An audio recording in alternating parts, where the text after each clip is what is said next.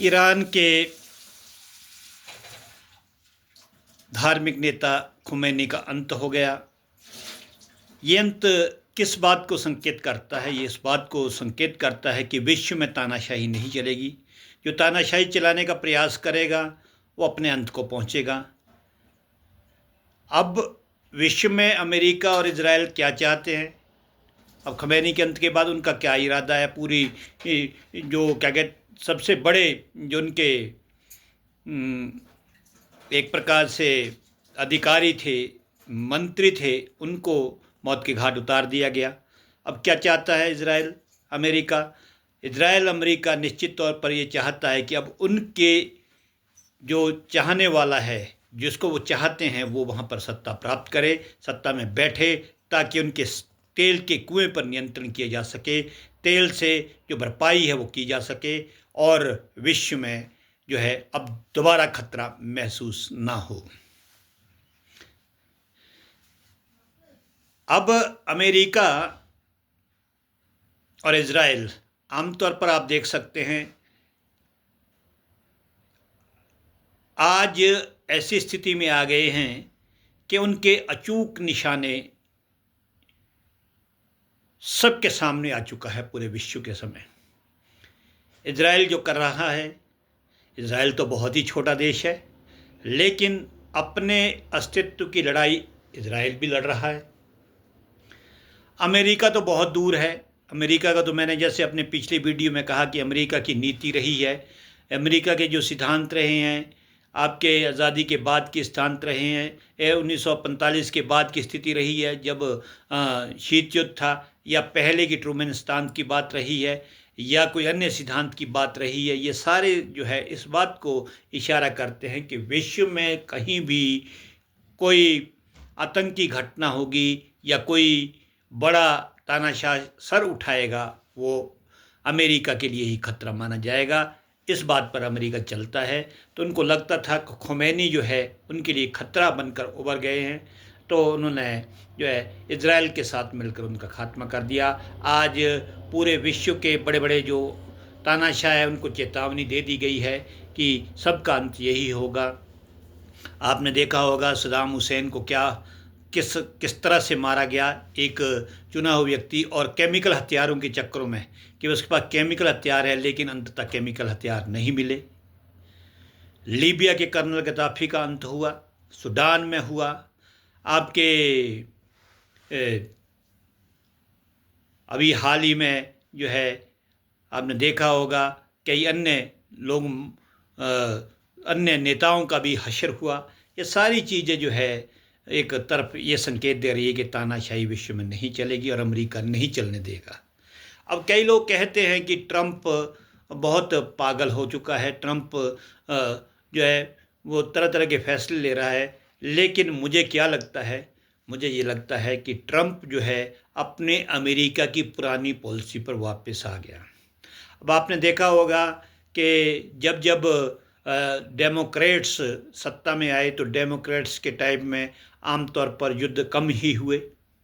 जब Republican party के लोग आए तो रिपब्लिकन पार्टी के टाइम में बहुत लड़ाइयाँ हुई।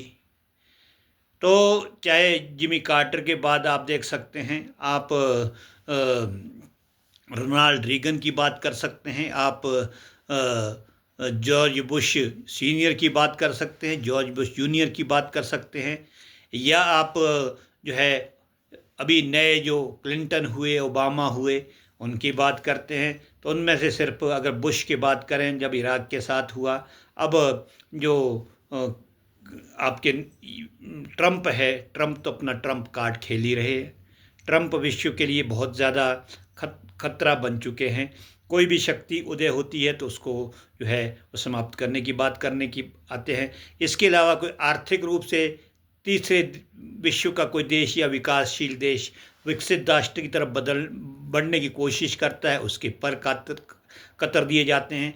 ये सारी चीज़ें जो है एक सुनियोजित जाल है जो अमेरिका सदियों से खेलता आया हुआ है। अब 1945 से पहले तो आप जानते हैं कि इंग्लैंड एक ताकतवर देश था। जब 1945 अमेरिका ने क्या किया सब जानते हैं, अमेरिका कैसा है। 1941 में पर्ल हार्बर पर जब जापान ने अटैक किया, तो आप जानते हैं कि पर्ल हार्बर पर अटैक के समय अमेरिका ने तुरंत जो है युद्ध में प्रवेश नहीं किया। क्यों नहीं किया? उसके 3,000 सैनिक मर गए, युद्ध पोत डूब गए। सबसे बड़ा हमला था, 9/11 से पहले सबसे बड़ा हमला अमेरिका पर माना जाता था। अब जब क्या अब अमेरिका ने तब तक देखा जब तक कि उसके हथियार बिक रहे हैं, व्यापार में उस पर कर्ज चढ़ गया, इन देशों पर, मित्र देशों पर उसने कर्ज चढ़ा दिया। जब उतना कर्ज उसने मित्र देशों पर चढ़ा दिया, और जब उसने ये देखा कि हिटलर और मुसोलिनी जो है धीरे धीरे करके आगे बढ़ रहे हैं, इधर ईस्टर्न वर्ल्ड में जो है जापान अपना सिक्का जमाने की कोशिश कर रहा है, तब जाके उसने युद्ध में प्रवेश किया और हिटलर पराजित हो गया। हिटलर पराजित हुआ, मुसोलिनी ने आत्महत्या कर दी, मुसोलिनी को गोली मार दी, हिटलर ने आत्महत्या कर दी, और जापान पर उसने बम गिरा दिए। अब बम गिराए तो बम का भेद भी उसने रूस को नहीं बताया।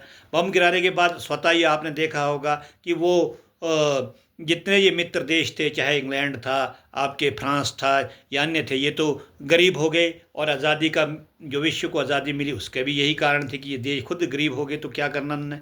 तो अब अमेरिका ने उन पर उधार पट्टा प्रणाली के तहत उधार चढ़ा दिया। अब उधार चढ़ा दिया तो अमेरिका बेताज बादशाह बन गया और नेटो का गठन हो गया। जब नेटो गठन हो गया, नेटो गठन उसने अपने अस्त्र के रूप में यूज़ किया कि जहाँ जहाँ भी विश्व में खतरा होगा तो नेटो देश एक साथ मिल के लड़ेंगे। अब नेटो क्या है, नेटो यूएनओ क्या है, IMF क्या है, वर्ल्ड बैंक क्या है, ये तो अमेरिका की मुट्ठी में है। तब अमेरिका ने वहाँ भी एक ऐसी चाल चली कि अमेरिका जो है बेताज बादशाह बन गया, आर्थिक महाशक्ति बन गया। इंग्लैंड इत्यादि देश सब पीछे हो गए, स्पेन इत्यादि, और इंग्लैंड अमेरिका महाशक्ति बन गया। अमेरिका महाशक्ति बन गया तो आज आप देख रहे हैं कि उस महाशक्ति बनने का क्या नतीजा, जहाँ जहाँ भी कोई आंखें उठाता है उसको कुचल दिया जाता है। इजराइल जो है अपने आप एक यहूदी देश है, चारों तरफ से जो है शत्रु से घिरा हुआ है, इसलिए आत्मरक्षा करने के लिए उसको अमेरिका का साथ देना पड़ता है। अमेरिका में बड़े बड़े लोगों के, यहूदी लोग हैं जिनका आर्थिक तंत्र पर बहुत बड़ा कब्जा है और बहुत ज़्यादा पैसा अमेरिका में कमाते हैं, बहुत सारा पैसे का योगदान है, इसीलिए इजराइल का साथ हमेशा देना पड़ता है। अब इजराइल उसके लिए एक तरफ का इक्का है, बहुत अच्छे ढंग से उनको कुचलने का काम करता है। जो आमतौर पर जो इस्लामिक वर्ल्ड में जो शक्तियाँ उभरती है उनको कुचलने का काम करता है। सब लोग इस्लामिक वर्ल्ड के इजराइल के विरुद्ध रहते हैं, लेकिन अमेरिका उसका हमेशा साथ देता रहता है। इसलिए जो है ये घटना, अब सारा काम क्या है, अब अमेरिका इसके तेल के कुओं पर जो है कब्जा करना चाहता है, उसके तेल से अपना क्षतिपूर्ति पूरी करेगा, तब तक उसको ईरान को नहीं छोड़ेगा वो, जब तक इजराइल और अमेरिका की क्षतिपूर्ति नहीं होती। इसीलिए वो चाहता है कि जो सारी नई शक्तियाँ भी आग में है उनको भी कुचलेगा वो तब तक नहीं मानेगा जब तक कि ईरान में उनकी मर्जी का नेता ना बैठ जाए। जब उनकी मर्जी का नेता बैठेगा तभी वो जो है मानेंगे, और इस तरह से तभी ये युद्ध जो है कम्प्लीटली समाप्त होगा, अन्यथा ये युद्ध समाप्त नहीं होगा। अपनी शर्तों पर समाप्त करेगा अमेरिका, ऐसा मेरा मानना है। अब मैं तो बोलता रहता हूँ, आप मेरा चैनल देश प्रेम प्रदीप को सब्सक्राइब कीजिए, आगे बढ़ने को प्रेरित कीजिए। मैं ये मानता हूँ कि विश्व में शांति के लिए बहुत बड़ी ये खतरा है। कोई भी देश तब तक आगे नहीं बढ़ सकता जब तक वो अमेरिका की गोद में ना बैठे। इसलिए हमें सब विश्व के मिलजुल कर इन समस्याओं का समाधान करना होगा। ज़्यादा ना कहता हुआ, एक बार पुनः आप मेरे चैनल को देश प्रेम प्रदीप को लाइक कीजिए, शेयर कीजिए, सब्सक्राइब कीजिए और मुझे आगे बढ़ने को प्रेरित कीजिए। आपका बहुत बहुत धन्यवाद।